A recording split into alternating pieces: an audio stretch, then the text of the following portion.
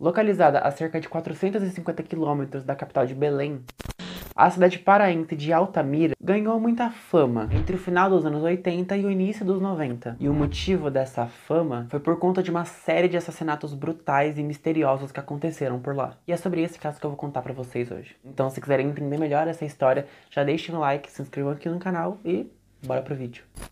De início, estava acontecendo uma série de sequestros em massa em Altamira, mas logo se tornou algo muito mais visceral e assustador. Muitas das vítimas eram mutiladas na região genitais. E elas também eram alvo de tortura, violência sexual e até mesmo da remoção de órgãos. E detalhe, as vítimas eram sempre crianças, dos 6 aos 14 anos de idade. Ao todo, 6 crianças foram mortas nessas condições que eu falei. Outras 5 continuam desaparecidas até hoje e 3 vítimas conseguiram escapar com vida. Quando o caso começou a ser investigado, em meados dos anos 90, o nome Rotílio Souza foi levantado como o primeiro suspeito. Ele era morador de rua na época e ele foi reconhecido por 2 sobreviventes. E o Rotílio até chegou a ganhar um apelido de o Monstro de Altamira. Porém, uma coisa bem estranha é que ele chegou a ser preso, mas acabou morrendo em condições muito estranhas na cadeia. O Rotílio foi encontrado morto dentro da própria cela, porém, ele estava sozinho e também não havia nenhum sinal de que tivesse sido um suicídio. E apesar da prisão e da morte do Monstro de Altamira, os casos de sequestros e mortes continuaram acontecendo, o que obrigou as autoridades a abrirem outras linhas de investigação.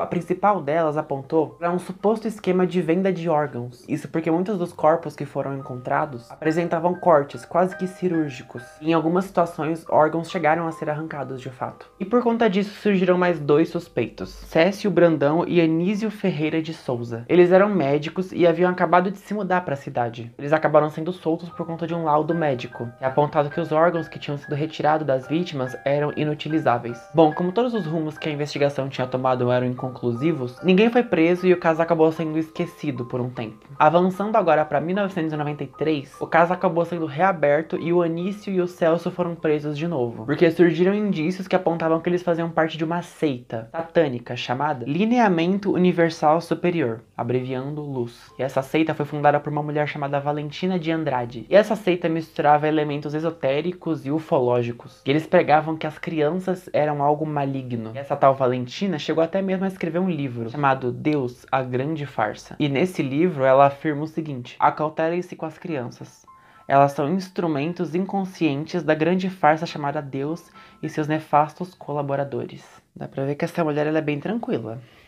Eu adoraria tomar um cafezinho na casa dela, pra ver que ela é uma pessoa muito amável, mas enfim. Por conta de todo esse cenário bizarro que estava acontecendo, muitas pessoas começaram a fazer um paralelo entre os assassinatos de Altamira e o caso Evandro, que ficou muito conhecido em 92 e que envolve um culto também. Inclusive, em breve eu pretendo trazer esse caso aqui pro canal, mas enfim. Além dos já citados Anísio e Célcio, outros homens foram presos como suspeitos, um policial militar e o filho de um fazendeiro da região. A Valentina também chegou a ser detida, mas acabou sendo inocentada por falta de provas. Bom, quando tudo parecia meio que já resolvido, uma nova onda de sequestros e mortes misteriosas começou a acontecer de novo. Só que agora em São Luís do Maranhão. E tudo isso apenas após uns 6 meses dos julgamentos de Altamira. Ao todo, 30 crianças foram mortas em São Luís do Maranhão. E o responsável por isso foi Francisco das Chagas. Por conta das semelhanças dos casos de Altamira e de São Luís, a polícia passou a relacionar os casos, o que levou o Francisco a ser apontado como principal suspeito por ambos os casos, tanto os de Altamira quanto os de São Luís. Ele até chegou a confessar os crimes em Altamira. Algumas investigações apontam que ele realmente esteve no Pará nas datas em que os meninos foram mortos. Mas as autoridades paraenses contestam isso. Elas apontam que o Francisco foi obrigado a dar as confissões que ele deu, e que ele foi usado como bode expiatório, para acobertar um peixe maior, vamos dizer. E o que confirma mais essa hipótese é que o Francisco ele foi levado até Altamira para fazer a reconstituição dos fatos. E ele alegou que não conhecia nenhum dos lugares que foram apresentados para ele. E ele também passou a negar ser o autor dos assassinatos. Bom, o fato é que o Francisco foi acusado de assassinar e mutilar 42 meninos entre 1989 e 2004. E ele foi condenado a 580 anos e 10 meses de prisão. E uma das condenações mais recentes aconteceu em 2014, quando ele pegou 108 anos e 3 meses. Pelas mortes de Raimundo Nonato, da Conceição Filho, de 11 anos de idade, Eduardo Rocha da Silva, de 10, e Edivan Lobato, de 10 também.